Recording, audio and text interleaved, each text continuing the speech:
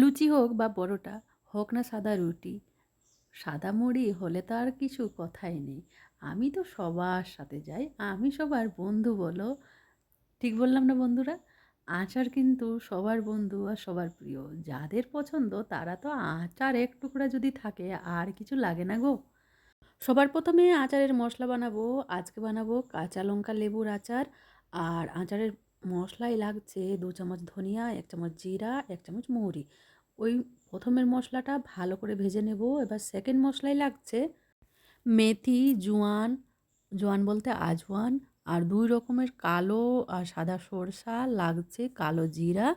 এবারে কালো সরষেটা আমি একদমই অল্প দিয়েছি, আর হলুদ সরষাটা একটু বেশি দিয়েছি।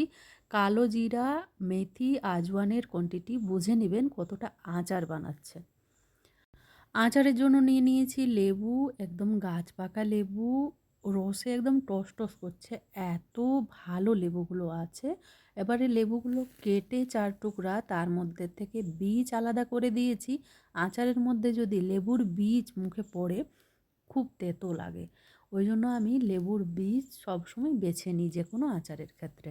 এবারে লঙ্কাগুলো কুচি কুচি করে নিয়েছি, আর এই থেতো করে নিলাম মশলা ভাজাগুলো। এবারে তার মধ্যে আবার কিছু মশলা অ্যাড করব। দিয়ে দিলাম পরিমাণ মতো নুন 2 চামচের মতো, 1 চামচ লঙ্কার গুঁড়ো, 1 চামচ হলুদের গুঁড়ো, আর অল্প করে হিং। এবারে দেব সরষার তেল। সরষার তেলের কোয়ান্টিটি খুব কম আছে, অনেক জুসি আছে তো লেবুগুলো। এবারে ভালো করে মশলাটা মাখাবো। যত ভালো করে মশলাটা মাখাবেন আচারের স্বাদ ততটাই ভালো হবে।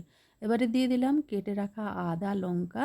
আদার টুকরোটা অল্প আছে আর একটু বড় বড় করে করেছি, মুখে পড়লে জাস্ট ভাও লাগবে আচারটা। এবারে আমি বলি তেলটা আমি কেন কম দিলাম। লেবুর থেকে যে জুসটা আছে, আস্তে আস্তে যখন রোদে দিবেন আচারটা, আস্তে আস্তে লেবু থেকে জুসটা বার হতে শুরু হবে। ওই জন্য আমি এইখানে তেলটা খুব কম ব্যবহার করেছি। লেবু লঙ্কার আচারটা কার কার পছন্দ হলো অবশ্যই জানাবেন, আর কার কার প্রিয় সেটাও জানাবেন। আমার বাড়িতে সবাই কম বেশি খায়, সব খাবারের সাথে খায়। সে ভাত, রুটি, মুড়ি, পরোটা সবার সাথে যায়। আর যদি ঝটপট করে আমি রান্না করতে না পারি, বাচ্চাদেরকে টিফিনে দিয়ে দিই, সেটাও খেয়ে নেয়। লঙ্কাগুলো দেখে ভয় করবেন না, একদমই আচারটা ঝাল হবে না। লেবুটা টক না, ওই ঝালের সাথে কেটে যাবে, টকের সাথে ঝালটা কেটে যাবে। আমার আচার রেডি হয়ে গেল। ইনস্ট্যান্ট আচারও বলতে পারো, বা 1 বছর রেখেও এই আচারটা খেতে পারো।